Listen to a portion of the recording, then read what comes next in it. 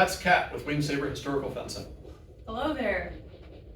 So we had another question, a very common question. Question is, hey, Russ from Wing Saber Historical Fencing, what's better? When I moulinet with my wrist, or when I do my moulinets from my elbow? Because clearly one must be superior, right? The answer is, it's a stupid question and knock it off.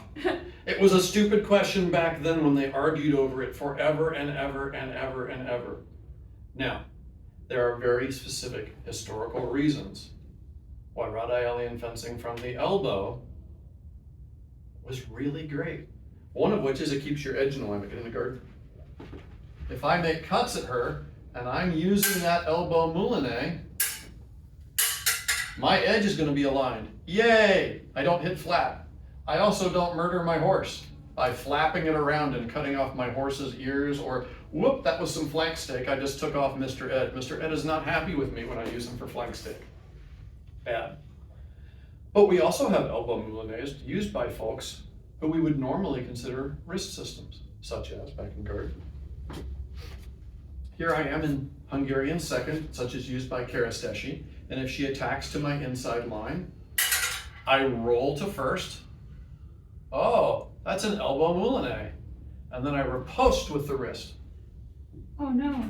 And we have writings that describe Keresztesi doing that prior to the so-called invention of an elbow moulinet. Now, the Northern Italians, Radaeli, built a system around that because you can practice 2 or 3 moulinet and have a complete defensive system out of that. It's great.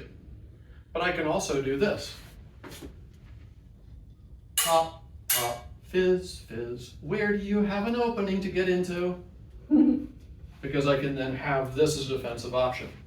Does that potentially leave my forearm available for getting smashed in exactly a way that it's not when the forearm retracts? Well, let's watch. Distances are compressed because, of course, space. So she attacks inside line. How? From here, can she attack my forearm? Yes, but notice she's got to go practically all around the world to get there. What are the chances I'm staying still while she does that? Pow, right? It's not a great tactical choice. Let's see this from the 3-4-5 triangle. Notice that's not the modern 3-4-5 because Borchety doesn't do the modern 3-4-5 box. The 3-4-5 box isn't the same. So Borchety's hanging out here. She goes to attack, pop. Okay, she goes to attack towards the head. And I take it up here. Can she attack my wrist? Can she get my forearm? Yeah, boy howdy, that's a smaller circle. People who've trained Les Gantarbois practice doing that sort of thing on the regular. It's a mainstay of the modern fencing game. Direct attack, draw a fifth, hit the forearm. It's a go-to for a reason. So it's really about the system. Keresztesi mixed them.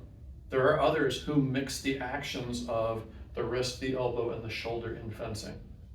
The more you get a sense of what system do I want to play with, which could be, I'm using a 900-gram cavalry saber that was used by people who did wrist moulinets, use a wrist moulinet. It could be, I'm using a 900-gram cavalry saber that was used by people who did elbow moulinets, do elbow moulinets. Look at the system, decide what looks cooler to you, decide what is more interesting to you, figure out what your club is doing. And you don't have to use only one or the other. So, Kat. Yes. You train classical Italo-Hungarian lightsaber, Yes. which is elbow, and you train Hungarian hussar fencing from the wrist. What's your experience of training both? So I would say the big thing if you're training multiple systems is to be able to keep them separate when you're playing. Otherwise, the geometries of one will start invading the other one, and it becomes an unappetizing stew that gets you hit a lot. So yeah, be very intentional with yourself and what you're doing. Like, oh, I'm playing lightsaber, it's all out of my elbow. I'm doing Hungarian, I'm making that wrist be flexible. But from the geometry of the Italo-Hungarian. because you weren't in alignment, right? Correct. Now, what happens if you're in alignment doing it from the elbow? In hussar alignment from the elbow? That just, No, big no, right? don't do that. Yeah, it's gross. It's super gross. All right, they spilled a lot of ink over this back in the day. Partly because fencers love to be really opinionated at each other. And as I have discovered, fencers actually really enjoy it when fencers are being really opinionated about what other fencers think too. Fencing debates are super popular. Reddit.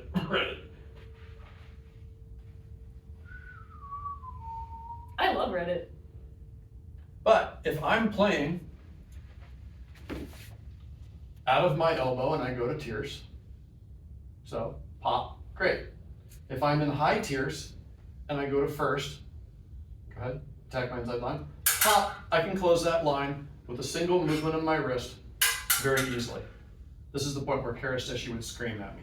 He got really angry when his students cocked their wrist to make a defensive motion. He wanted that out of the elbow. I can train fluidly to involve my shoulder blade and my wrist. I can train fluidly to involve the elbow. So from my perspective, what I would say is, mimicking what Kat said about intentionality, make sure you're doing what you think you're doing and do your damn drills enough that your mechanics are clean. Yes, there will be variations.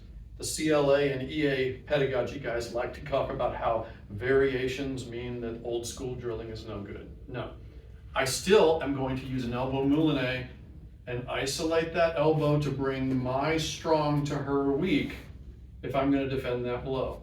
Or I'm in high tierce and I'm going to get attacked on that inside line. I'm going to use my wrist to bring my strong to her weak to defend that blow.